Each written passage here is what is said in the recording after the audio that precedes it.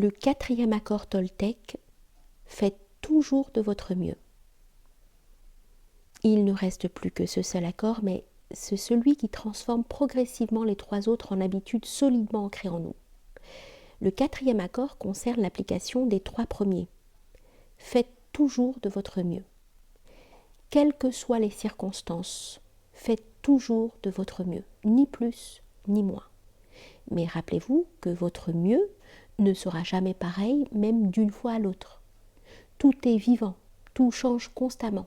Par conséquent, votre mieux sera parfois à un haut niveau et d'autres fois à un moins bon niveau. Les matins où vous vous réveillez frais et débordant d'énergie, votre mieux sera meilleur que lorsque vous êtes fatigué en fin de soirée. Il sera aussi différent selon que vous êtes en bonne santé ou malade, sobre ou ivre. Votre mieux variera selon que vous êtes en pleine forme et heureux, ou irrité, en colère ou encore jaloux. Selon votre humeur, votre mieux peut changer d'un instant à l'autre, d'une heure à la suivante, d'un jour au lendemain. Il évoluera aussi au fil du temps. Lorsque vous prendrez l'habitude de mettre en pratique ces nouveaux accords, votre mieux deviendra encore meilleur qu'il n'était. Indépendamment de toute évaluation qualitative, continuez à faire de votre mieux, ni plus ni moins. Si vous vous acharnez à vouloir faire davantage que votre mieux, vous dépenserez plus d'énergie qu'il n'en faut, et en fin de compte, votre mieux s'avérera insuffisant. Lorsque vous en faites trop, vous vous videz de votre énergie, et vous agissez contre vous-même, avec pour conséquence qu'il vous faut davantage de temps pour atteindre votre but. Mais si vous faites moins que votre mieux, vous vous exposez aux frustrations, au jugement personnel, à la culpabilité et au regret. Faites donc simplement de votre mieux, quelles que soient les circonstances de votre vie. Peu importe que vous soyez fatigué ou malade, si vous faites toujours de votre mieux, il vous est impossible de vous juger. Et si vous ne vous jugez pas, il n'est pas possible de subir la culpabilité, la honte et l'autopunition. En faisant toujours de votre mieux, vous romprez un grand sort auquel vous avez été soumis. Il était une fois un homme qui voulait transcender sa souffrance. Il se rendit à un temple bouddhiste pour trouver un maître qui puisse l'aider. Quand il trouva le maître, il lui demanda « Maître, si je médite 4 heures par jour, combien de temps me faudra-t-il pour atteindre la transcendance ?» Le maître le regarda et lui dit « Si tu médites 4 heures par jour, peut-être parviendras-tu à transcender ton existence dans 10 ans. » Convaincu qu'il pouvait faire mieux que cela, l'homme lui demanda « Oh maître, et si je méditais 8 heures par jour, combien de temps cela me prendrait-il » Le maître le regarda et lui répondit « Si tu médites 8 heures par jour, il te faudra probablement 20 ans. » « Mais pourquoi cela me prendra-t-il plus de temps s'il médite plus ?» interrogea l'homme. Le maître lui répondit « Tu n'es pas là pour sacrifier ta joie ni ta vie. Tu es là pour vivre, pour être heureux et pour aimer. Si tu fais de ton mieux en méditant 2 heures, mais que tu y consacres 8 heures à la place, tu ne feras que te fatiguer. Tu passeras à côté de ton objectif et tu n'apprécieras pas ton existence. Fais de ton mieux et peut-être apprendras-tu que peu importe la durée de ta méditation, tu peux vivre, aimer et être heureux. Si vous faites de votre mieux, vous vivrez votre existence intensément. Vous serez productif, vous serez bon envers vous-même parce que vous vous donnerez à votre famille, à votre communauté, à toute chose. C'est dans l'action que vous serez intensément heureux. Lorsque vous faites toujours de votre mieux, vous passez à l'action. Faire de votre mieux signifie agir parce que vous en avez envie et non parce que vous en attendez une récompense. La plupart des gens font exactement l'inverse. Ils n'agissent que lorsqu'ils espèrent une récompense, ne prenant aucun plaisir à ce qu'ils font. Voilà pourquoi ils ne font pas de leur mieux. Par exemple, la plupart des gens vont chaque jour au travail en ne pensant qu'au jour de paye et à l'argent que leur travail va leur apporter. Ils attendent avec impatience le vendredi ou le samedi selon le jour où ils sont payés et où ils peuvent prendre du temps pour eux. Ils ne travaillent que pour la récompense et du coup font de la résistance. Ils essaient d'éviter d'agir et par conséquent ne font pas de leur mieux. Ils travaillent dur toute la semaine, peinant à leurs tâches, subissant leur activité, non parce qu'ils le veulent mais parce qu'ils pensent y être obligés. Ils doivent travailler pour payer leur loyer et subvenir aux besoins de leur famille. Ils vivent donc avec toute cette frustration et lorsqu'ils reçoivent enfin leur argent, ils sont malheureux. Ils ont 2 jours de repos pour faire ce qu'ils veulent, mais que font-ils? Ils essaient de s'évader. Ils se saoulent parce qu'ils ne s'aiment pas. Ils n'aiment pas leur vie. On se fait du tort de multiples manières lorsqu'on n'aime pas qui l'on est. Inversement, si vous agissez simplement pour le plaisir d'agir, sans attendre de récompense, vous découvrirez que vous apprécierez tout ce que vous ferez. Vous en serez récompensé, mais vous ne serez plus attaché à la récompense. Vous pourriez même obtenir plus pour vous-même que vous ne l'auriez imaginé sans attendre de récompense. Si on aime ce qu'on fait, si on fait constamment de son mieux, alors on jouit pleinement de la vie. On s'amuse, on ne s'ennuie pas, on n'est pas frustré. Lorsque vous faites de votre mieux, vous ne laissez aucune chance à votre juge intérieur de vous culpabiliser ou de vous critiquer. Si vous avez fait de votre mieux et qu'il essaie de vous juger selon le livre de la loi, vous savez quoi répondre. J'ai fait de mon mieux. Vous n'avez aucun regret. Voilà pourquoi on doit toujours agir pour le mieux. Ce n'est pas un accord facile à conclure et à respecter, mais il va vraiment vous libérer. Lorsque vous faites de votre mieux, vous apprenez à vous accepter.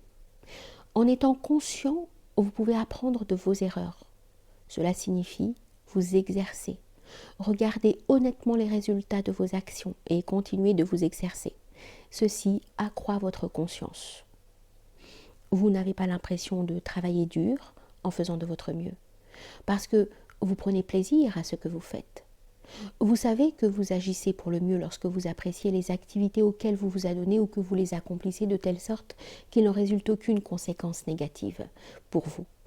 Vous faites de votre mieux parce que vous le voulez et non parce qu'il le faut, ni pour essayer de faire plaisir au juge, ni à qui que ce soit d'autre.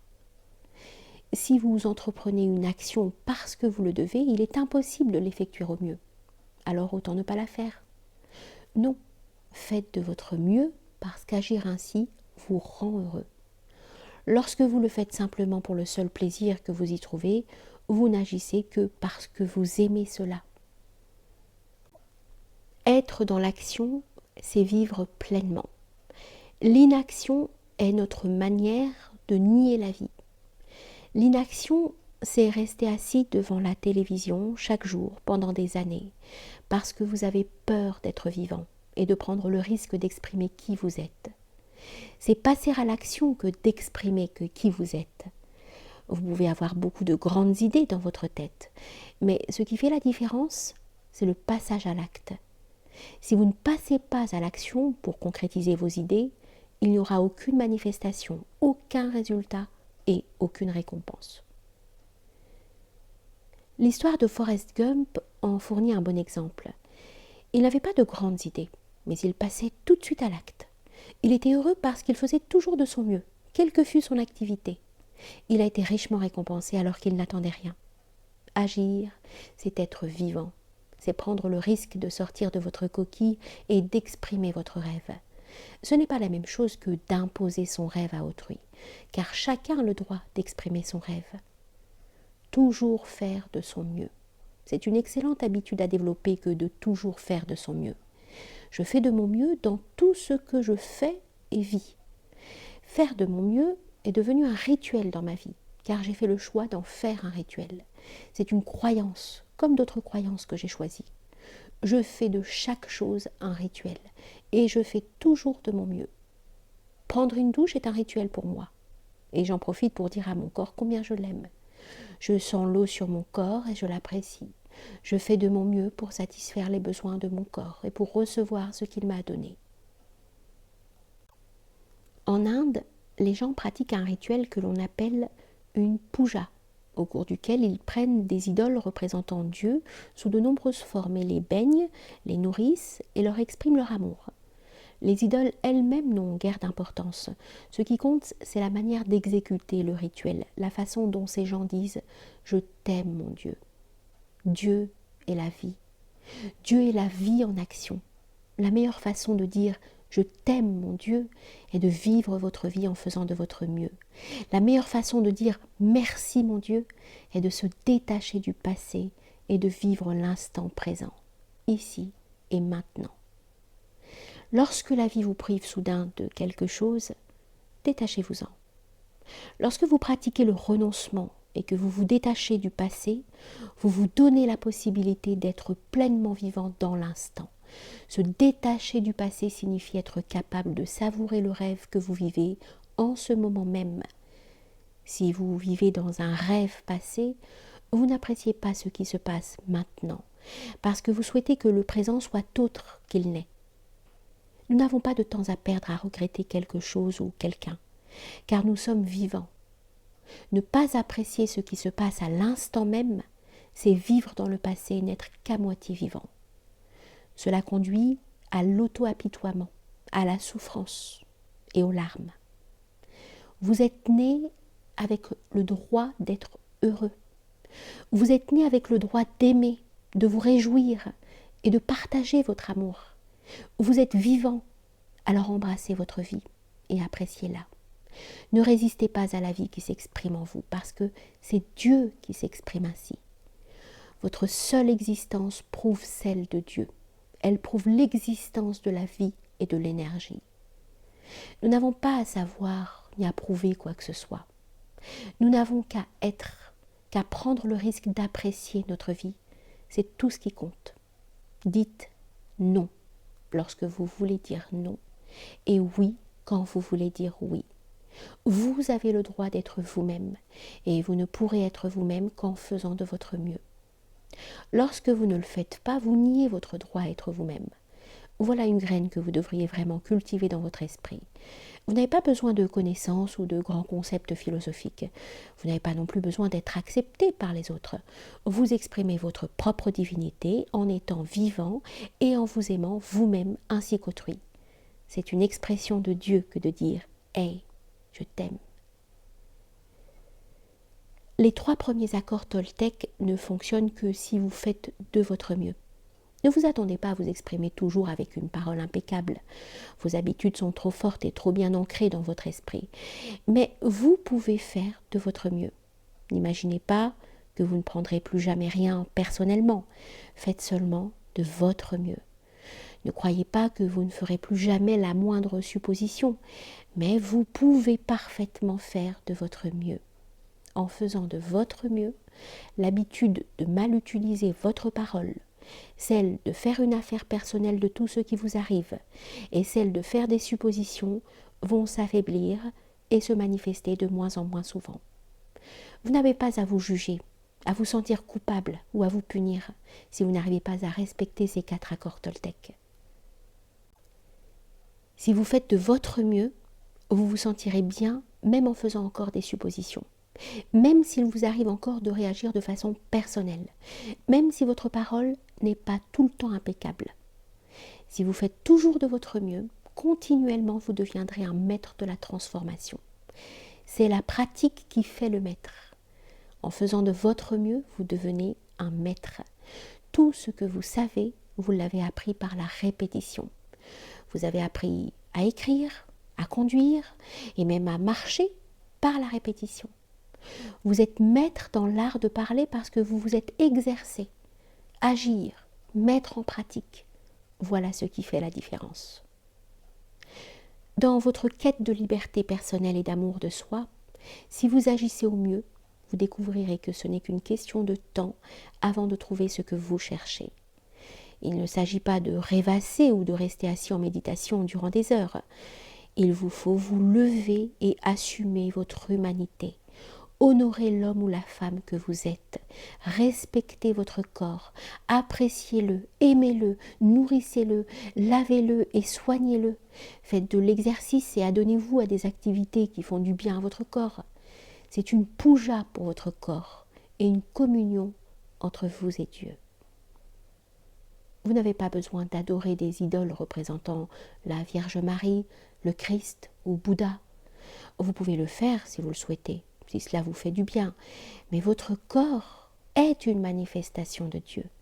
Et si vous l'honorez, tout changera pour vous. Lorsque vous vous entraînez à exprimer votre amour à toutes les parties de votre corps, vous semez des graines d'amour dans votre esprit. Et lorsque celles-ci croîtront, vous vous mettrez à aimer, honorer et respecter immensément votre corps. Par la suite, chacun de vos actes devient un rituel pour honorer Dieu.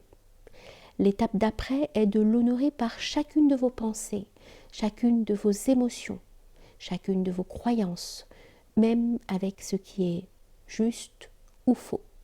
Chaque pensée devient alors une communion avec Dieu et vous vivez un rêve exempt de jugement, de sentiment de victime et du besoin de médire ou de vous faire du tort.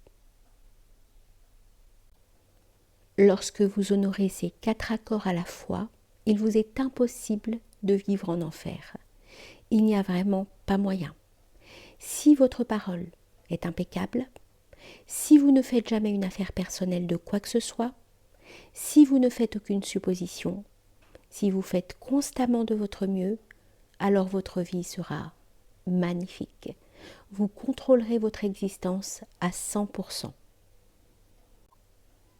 Les 4 accords Toltec représentent un résumé de la maîtrise de la transformation, qui est l'une des maîtrises enseignées par les Toltecs. Vous changez l'enfer en paradis. Le rêve de la planète se transforme en votre propre rêve de paradis. La connaissance est à votre disposition. Elle n'attend seulement que vous vouliez bien vous en servir. Les 4 accords Toltec sont là. Vous n'avez qu'à les adopter et à respecter leur signification et leur pouvoir. Faites simplement de votre mieux pour honorer ces accords. Vous pouvez conclure l'accord suivant aujourd'hui même. Je choisis d'honorer les 4 accords Toltec. Ils sont tellement simples et logiques que même un enfant peut les comprendre. Mais il vous faut une volonté très forte, une volonté puissante pour les respecter. Pourquoi ? Parce que, où que nous allions, notre chemin est jonché d'obstacles. Et tout semble organisé autour de nous pour nous inciter à les rompre. Le problème vient des autres accords qui font partie du rêve de la planète. Ils sont vivants et très puissants. Voilà pourquoi il vous faut être un grand chasseur, un grand guerrier, capable de défendre ces 4 accords par votre vie. Votre bonheur, votre liberté, tout votre mode de vie en dépendent.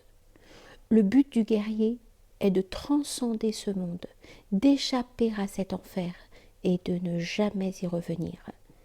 La récompense, comme l'enseignent les Toltecs, est de réussir à transcender l'expérience humaine de la souffrance, de devenir l'incarnation de Dieu. Voilà la récompense. Nous devons vraiment utiliser la plus infime parcelle de notre pouvoir pour réussir à tenir ces accords. Au début, je ne pensais pas que j'y parviendrais. J'ai chuté de nombreuses fois, mais je me suis relevée et j'ai continué d'avancer. Et je suis tombée à nouveau, mais j'ai toujours continué. Je ne me suis jamais apitoyée sur moi-même. Cela m'était tout à fait impossible. Je me disais, même si je tombe, je suis assez fort, assez intelligent, donc j'y arriverai quand même. Alors je me relevais et je continuais. Chaque fois que je chutais, je me redressais et reprenais ma route. Et chaque fois, cela devenait de plus en plus facile. C'était pourtant très difficile au début, très dur. Alors si vous aussi, vous tombez, ne vous jugez pas. Ne donnez pas à votre juge intérieur la satisfaction de faire de vous une victime. Non, soyez solide. Redevenez vous et renouvelez vos accords. En vous disant, bon, j'ai rompu mon accord d'avoir une parole impeccable. Je recommence à 0. Je vais respecter les 4 accords Toltec juste durant cette journée. Aujourd'hui, ma parole sera impeccable. Quoi qu'il m'arrive, je n'en ferai pas une affaire personnelle, je ne ferai aucune supposition et je ferai de mon mieux. Si vous rompez un accord, recommencez le lendemain et à nouveau le jour suivant. Au début, ce sera difficile, mais chaque jour deviendra un peu plus facile, jusqu'au jour où vous découvrirez que votre vie est régie par ces 4 accords, et vous serez surpris de voir comment elle aura été transformée. Vous n'avez pas besoin d'être religieux ou d'aller à l'église chaque jour. Votre amour et le respect que vous vous témoignez vont croître et se développer. Vous en êtes capable. Si moi je l'ai fait, vous pouvez également le faire. Ne vous souciez pas du futur. Gardez votre attention concentrée sur aujourd'hui et demeurez dans l'instant présent.